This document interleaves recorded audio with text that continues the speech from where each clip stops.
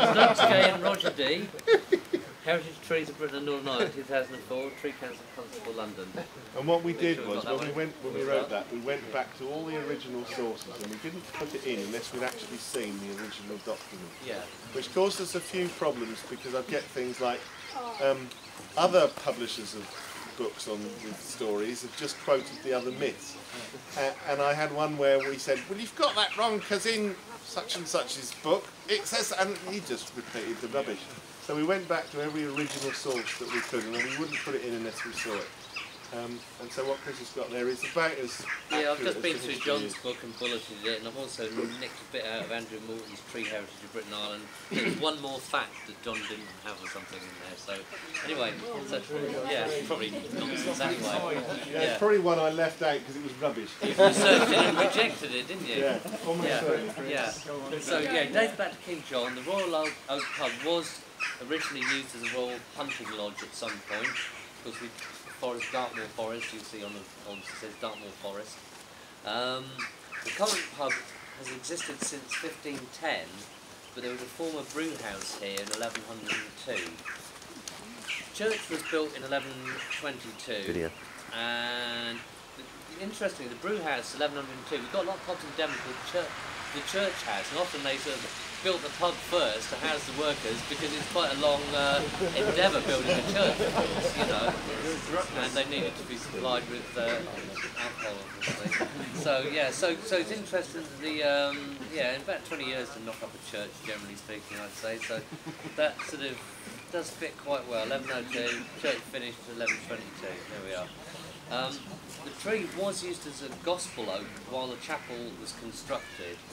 So there's quite a connection between, I mean, I think we did touch on earlier about religion and trees and church not wanting to adopt pagan things, but of course they did.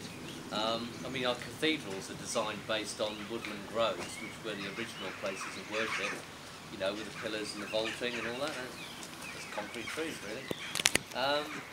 So, yeah. It's about concrete now. It's a bit more like... And the lighthouse on Plymouth Hoe is actually a concrete tree as well.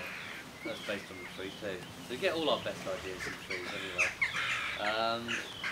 The cross here is a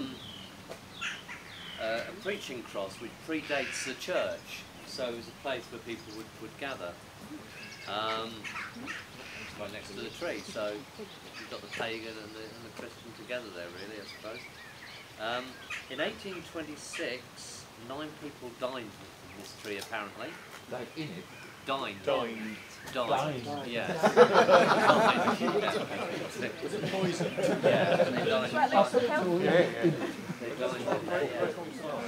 Yeah. Up it? No, it was in it. Yeah. In 1833, the tree was recorded at 50 feet high and 27 feet girth. So that's 1833. That's an actual record. Yeah, and it's not that girth now. It's shrunk, but it was bigger. It's like the. Have you ever seen the one, the Bowthorpe oak, which again had space in its internal for about 12 in the old books, but now you get 2 or 3. There's a large bit missing off the pack. Yeah. If it was here, Modern diets, that is. They were smaller then. So it's a much reduced thing than it was. Dartmore Pixies. In 1834, there's a little quote here as well. This venerable tree, though it has suffered from the touch of age, it still continues proudly magnificent. The lower branches still obey the voice of spring and spread their living canopy over a large area of ground. The topmost boughs, however, are bare, having long ceased to be hung with the massive foliage which they bore in the days of their young lustihood. That's a good word. Lusty. Yeah. Good, right, yeah. Write that in the book. Yeah. Days of its young lustihood. That was in publication in 1834, South Devon Monthly Museum. Yeah, and it was lighter to find, that one was. I bet it was, yeah. Into the early 19th century, the tree was, during a village festival, surrounded by poles. A platform was erected above the tree, the top of which was clipped flat like a table, and a set of stairs erected. On top, a table and chairs were placed, and feasting took place. What day? 1830 something.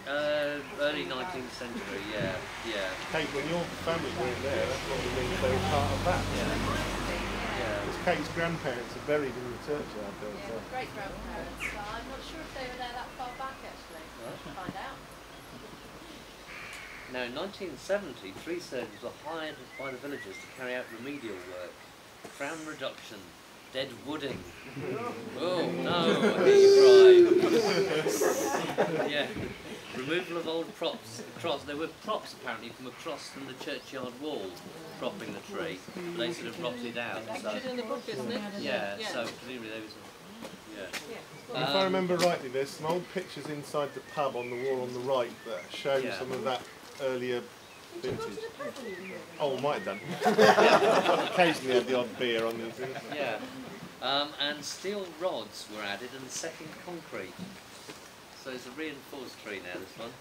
And its young progeny is on the village green, which I presume Is that one? Yeah. So that's an acorn from this very tree here. So its line is continuing. Yeah. Yeah. So yeah, that is the story. That's what we know about it. There may be So more what was stuff. the made up bit?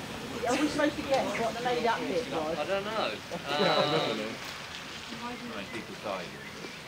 Died in it. Yeah. It might have been about the young progeny on the village green. No, that's right. That was there.